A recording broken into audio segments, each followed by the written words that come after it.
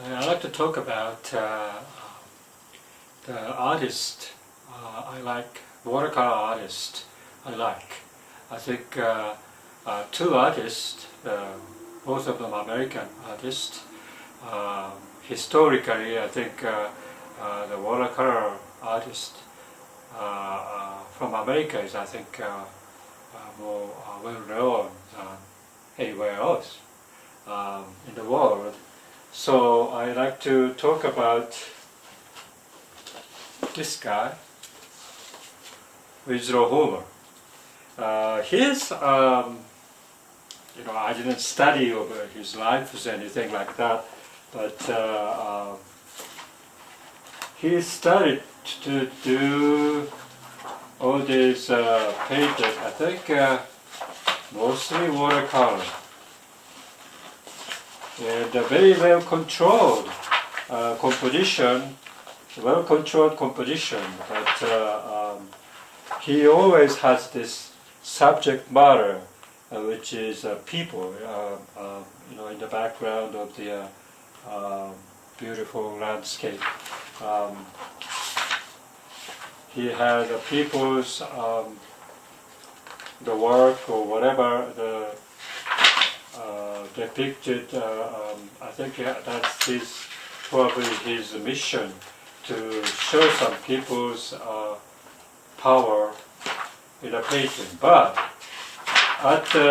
he went to the Bahamas and Cuba, 1884, 1885, like a year, and he painted a much looser painting and much refined watercolor technique, beautiful color combinations and water molding to each other and so forth. So I like that. And I think 1889, 1900, he went back to the mountain landscape, and he did lots of river, boat, fishing and so forth. And one of the most famous one is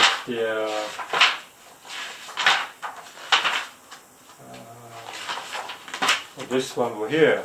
This one I try to make a copy of this and try to do that, and however I cannot do. I think this technique is well controlled, well designed, and he planned this painting very rigorously, and it's not like a matter of half an hour or 1 hour even. I think he's well planned, and so I like his style, and very nice. But always this people's in there. This looks like some emotional contents of the people, and I also like that. And then, this is much looser painting of his, but still he remains this beautiful edges and designs wise, and the beautiful stroke of this palm trees. And so, but this is kind of a So after this, I thought, well, if I could do that'd be nice. But I think it's very well thought out, intellectually well designed painting, and I think it's kind of difficult. But when I saw this guy, Sargent, Singer Sargent has lots of watercolor painting, and I think this is the Venice. I think he went to the sites and then immediately started to do watercolor, and very nice with this. This is also very well controlled picture is very straight column, and so he has to sketches this before he does this. And but brush stroke itself is very loose, and the effect of this color blending to each other, and the white and dark values are very, very impressive. And so, wow, I really like this style. This one is very, very loose. I think this is not much thought about the composition. This particular thing is like one shot from the one point of view of this particular area, which is nothing pretty, But I think he loved this particular reflections of both, maybe, and I don't know. And, lots of stuff he paints whatever he is, like paint the people very casually, and I don't think there is not much of thoughts of the designing or the whatever, but his technique kind of stands out. Even this type of painting.